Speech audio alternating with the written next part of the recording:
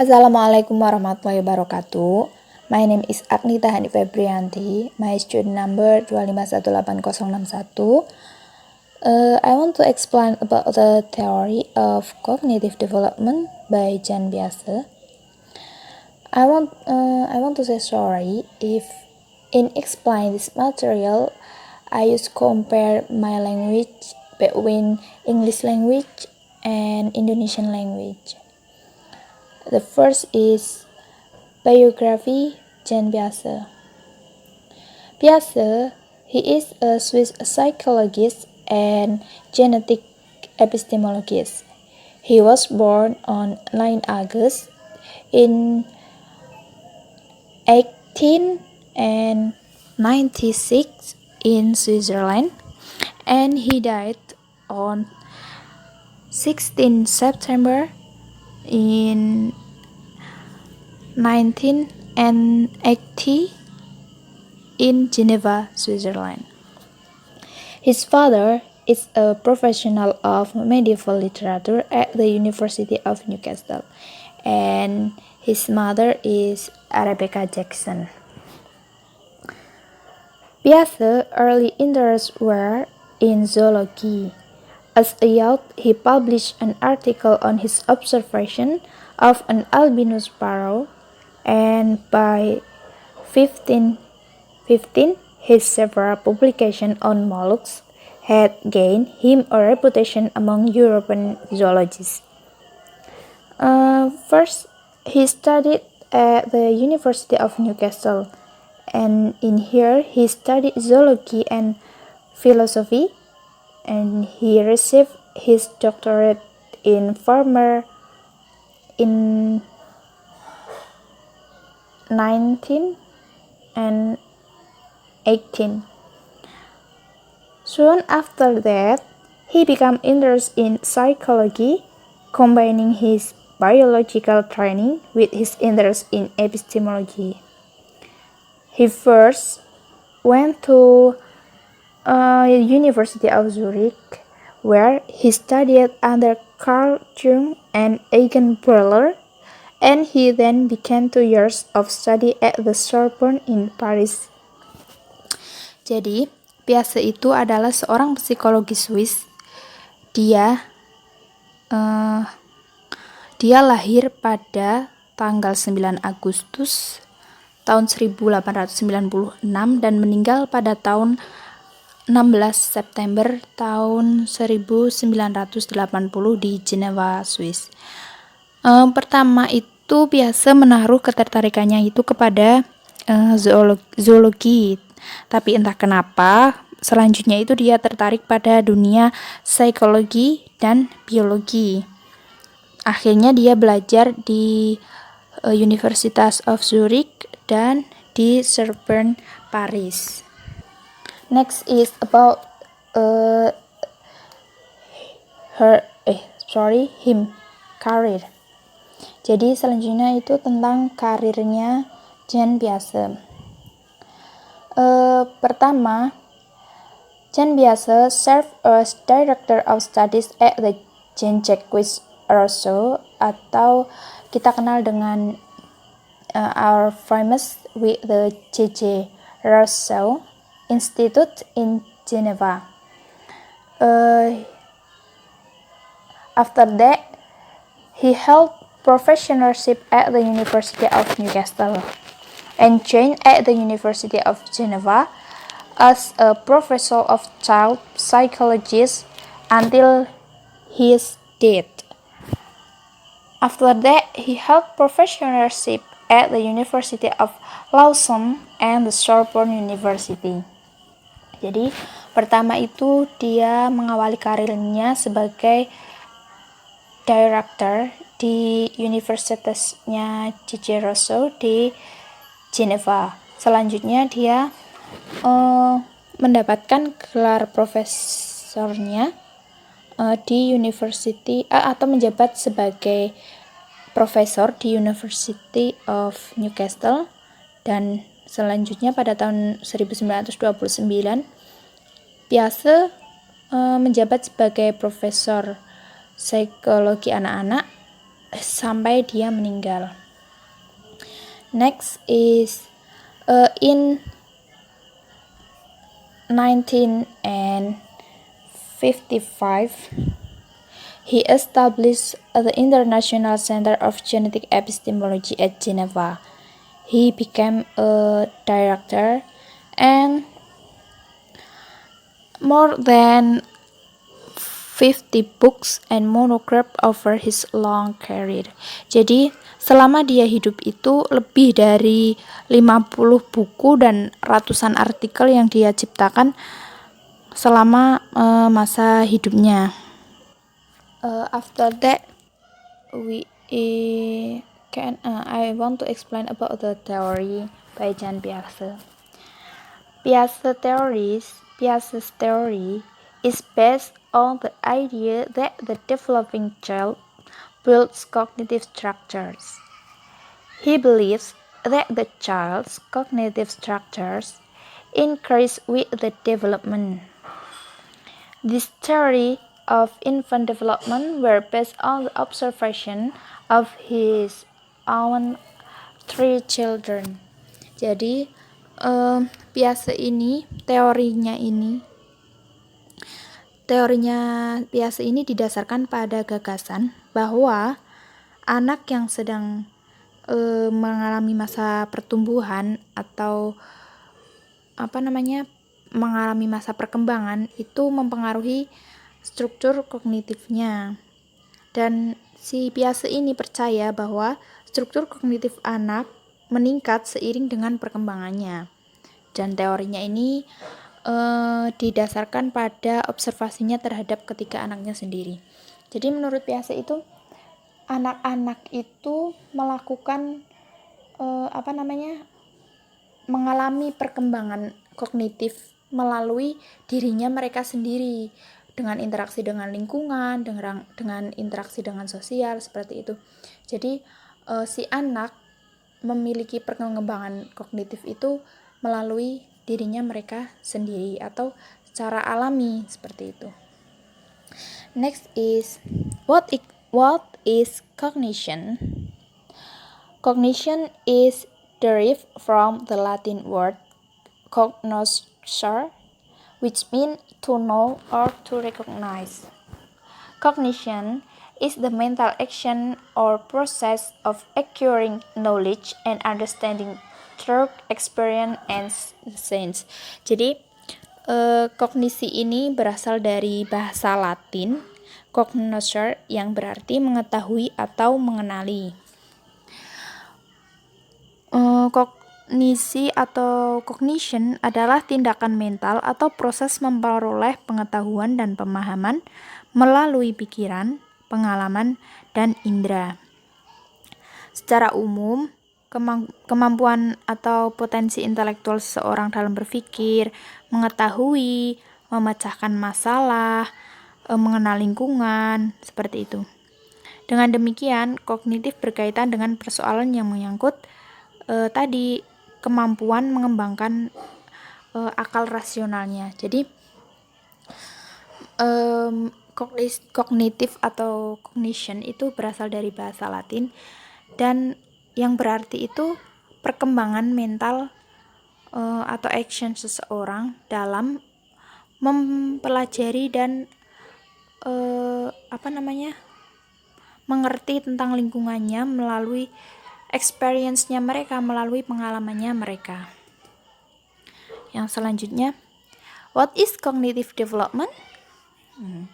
Cognitive development is the emergence of the ability to think and understand, the acquisition of the ability to think, reason, and problem solve. Jadi kembali ke pengertian cognition tadi, bahwa cognitive development yaitu munculnya kemampuan berpikir dan memahami, memiliki kemampuan untuk berpikir, bernalar, dan memecahkan masalah. Piaget menyatakan bahwa perkembangan kognitif bukan hanya hasil kematangan organisme, bukan pula pengaruh lingkungan semata, melainkan hasil interaksi di antara keduanya. Jadi seperti yang saya katakan di awal bahwa perkembangan kognitif anak menurut Piaget itu anak berkembang kognitifnya itu melalui caranya mereka sendiri, melalui interaksi dengan lingkungan dan dengan kematangan perkembangan atau kematangan kedewasaannya mereka, seperti itu. Selanjutnya, bagaimana sih cognitive development itu terjadi? Yang pertama, the essential development of cognition is the establish of new schema. Assimilation and accommodation are both the process of the ways of cognitive development, and the equilibration is the symbol of a new stage of the cognitive development. Jadi, bagaimana sih perkembangan kognitif itu terjadi? Nah, perkembangan kognitif itu terjadi dengan adanya si anak itu menerima skema baru. Selanjutnya, setelah dari skema itu, setelah anak-anak menerima skema, kemudian mereka memprosesnya ke dalam atau biasa disebut dengan proses asimilasi dan akomodasi, yaitu proses dalam mereka itu mengembangkan kognitifnya mereka dari skema awal yang masih sederhana. Selanjutnya yaitu ekuilibrasi, yaitu simbol dari tahap baru perkembangan kognitif. Jadi dari bagaimana sih cognitive development itu terjadi? Jadi pertama, anak itu mendapatkan skema sederhana. Kemudian dia akan memprosesnya ke dalam asimilasi dan akomodasi. Jadi mereka akan berproses dari skema yang sederhana menjadi yang lebih. Kemudian di proses ekuilibrasi mereka akan mendapatkan pengetahuan yang baru lagi atau skema yang baru. Selanjutnya, about what is the schema? Apa sih skema itu? Nah, schema is an internal representation of the world. It helps an individual understand the world they inhabit. For example, babies have a shaking reflex which is triggered by something touching the baby's lips. A baby will suck anything more than a comforter, person's fingers, spoon, toys, and anything else. Jadi, apa sih skema? Nah, skema adalah representasi internal dunia yang membantu seseorang memahami dunia mereka. Istilah ini diberikan oleh Piaget untuk menjelaskan mengapa seorang memberikan respon terhadap suatu stimulus untuk menjelaskan banyak hal yang berhubungan dengan ingatan. Skema juga disebut sebagai struktur kognitif yang digunakan oleh manusia untuk mengadaptasi diri terhadap lingkungan dan menata lingkungan secara intelektual. Sebagai contoh, seorang bayi dia akan memiliki refleks untuk menghisap apapun ketika ada sesuatu yang menyentuh bibirnya, baik itu jari orang, selimut, mainan, ataupun yang lainnya. Sebagai contoh lagi, ketika bayi baru lahir, dia akan mengenali ibunya karena dia mengenalinya melalui indera penciumannya, meskipun dia itu belum sepenuhnya bisa melihat. Jadi pada skema awal yang sederhana ini, baby itu atau anak-anak mengenali sesuatu itu melalui indera, baik itu penciuman, penglihatan, peraba, dan lain sebagainya. Oke. Yang selanjutnya yaitu assimilation. Assimilation, it is using an existing schema to deal with a new object or situation. It is the process of taking in new information. Jadi, for example, a child sees a donkey for the first time, and he immediately calls its animal is a horse. Jadi apa sih asimilasi itu?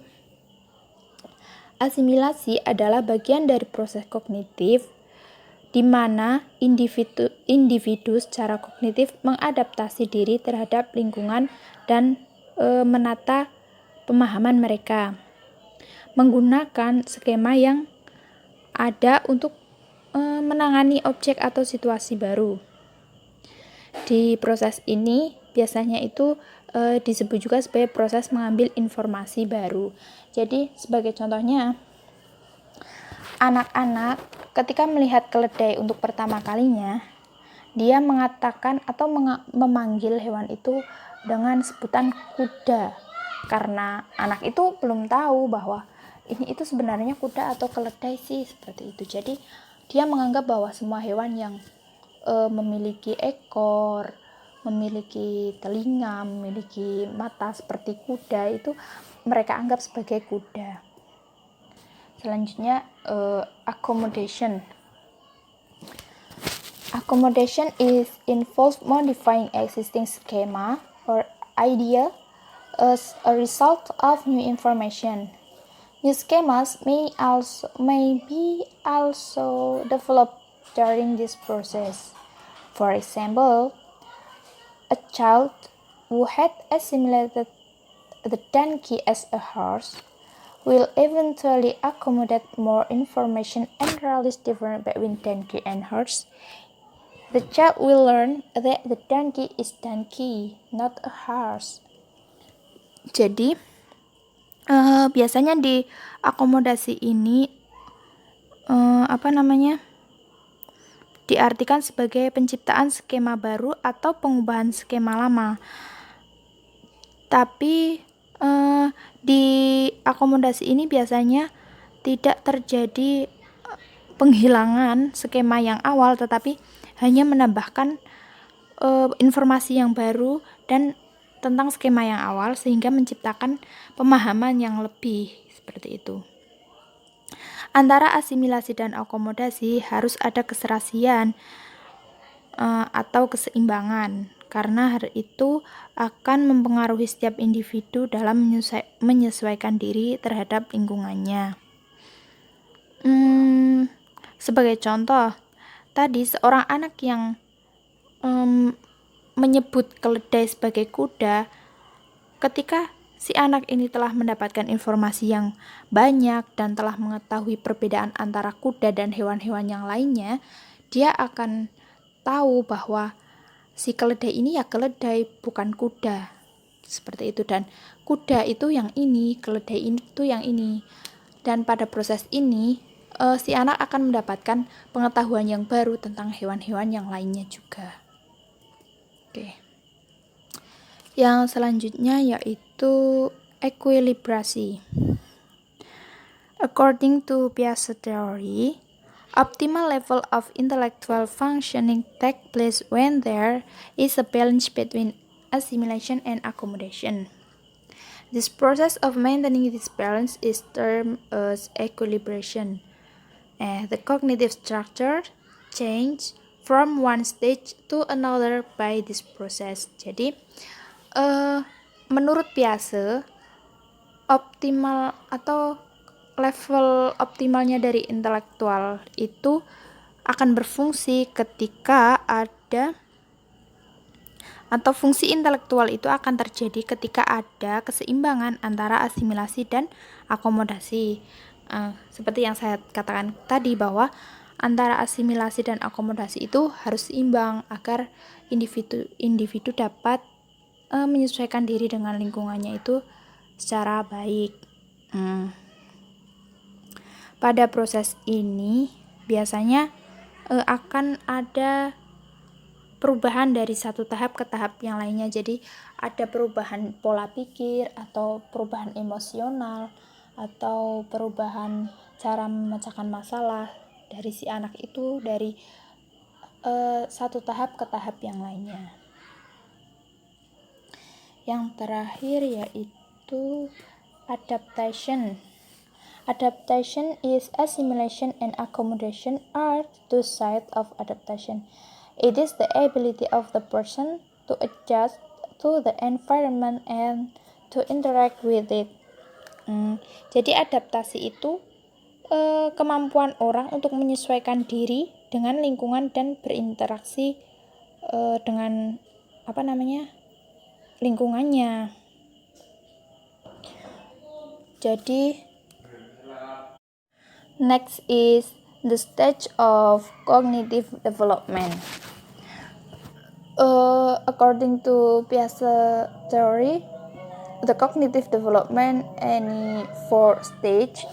There is a sensory motor stage, pre-operational stage, concrete operational stage, and formal operational stage.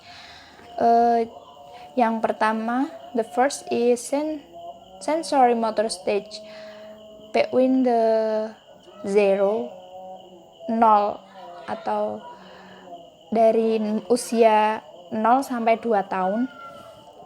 Jadi pada tahap sensory motor stage ini, anak-anak mendapatkan pengetahuannya melalui limited sensory motor dan simple motor activities seperti melihat, menghisap, menggenggam, meraba, dan sebagainya.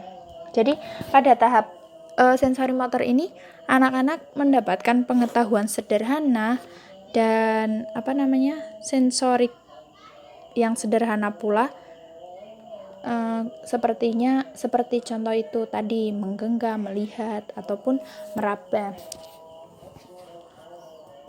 Sebagai contoh tadi, bahwa bayi yang baru lahir itu bisa mengenali ibunya dengan indera penciumannya walaupun dia itu belum sepenuhnya melihat. Contoh yang lainnya yaitu bayi akan refleks memakan atau memasukkan apapun yang menyentuh bibirnya, baik itu tangan, jari, mainan, sendok, garpu, ataupun yang lainnya. Next is pre-operational stage. Jadi pada tahap pre-operational stage ini pada usia bayi 2-7 tahun atau anak-anak usia 2-7 tahun. Pada pada tahap ini pada tahap preoperasional ini, tahap ini akan terjadi ketika anak-anak mulai menggunakan simbol dan bahasa. Jadi pada periode ini anak-anak mulai membangun bahasa dan konsep bahasa. Jadi mereka itu lebih mendapatkan kompleks gambaran yang lebih kompleks sih. Jadi ketika misalnya pada anak usia 2 tahun dia udah mulai bilang ketika dia mau makan dia menunjukkan tangannya dengan gitu, gitu, atau dia minta diambilkan sesuatu, dia menunjuk barangnya kepada mamanya, atau dia menggunakan bahasa yang lebih sedikit seperti eat atau toys. Jadi pada tahap ini berarti dia sudah masuk pada tahap preoperasional. Selanjutnya yaitu concrete operational stage. Pada at this point, logical thought emerges, but children still struggle with abstract and theoretical thinking. Next is formal operational stage. Pada tahap ini itu mulai umur 11 sampai dewasa. This is most complete stage of development. Ability to deal with abstract concept and abstract reasoning developed by about age 11. Successful communication, in other words, requires a feel for the child's stage of intellectual development. Next is educational implication. First is emphasis on discovery approach in learning curriculum. Curriculum should provide specific educational experience based on children development level. Arrange classroom activities that they assist and encourage self-learning. Jadi teori ini dapat digunakan atau diimplikasikan dalam edukasi seperti dalam kurikulum atau dalam metode pembelajaran, dalam menyusun aktivitas di kelas, baik itu menggunakan kalau dengan teori ini biasanya mengacu kepada metode student center. Selanjutnya, major goals of education to Piaget are critical and creative thinking. Next is the contribution to education. Piaget's theory help educators, parents, and investigators to comprehend the capacity of children in their different stages. He made us conscious with the way children and adults think. A lot of school programs have been redesigned taking best Piaget discoveries. Jadi, dengan teori ini kita bisa mengetahui bahwa atau membedakan bahwa cara berpikir anak-anak dengan cara berpikir dewasa itu berbeda, sehingga kita itu bisa menyesuaikan apa sih yang bisa kita ajarkan kepada anak-anak, apa sih yang bisa kita ajarkan kepada orang dewasa atau remaja seperti itu. Karena dasar dari teori Piaget ini itu menurut Piaget itu bahwa cara berpikir antara anak-anak dan orang dewasa itu berbeda seperti itu. I think it's enough for me. Thank you, and I want to say sorry if any something wrong. Wassalamualaikum warahmatullahi wabarakatuh.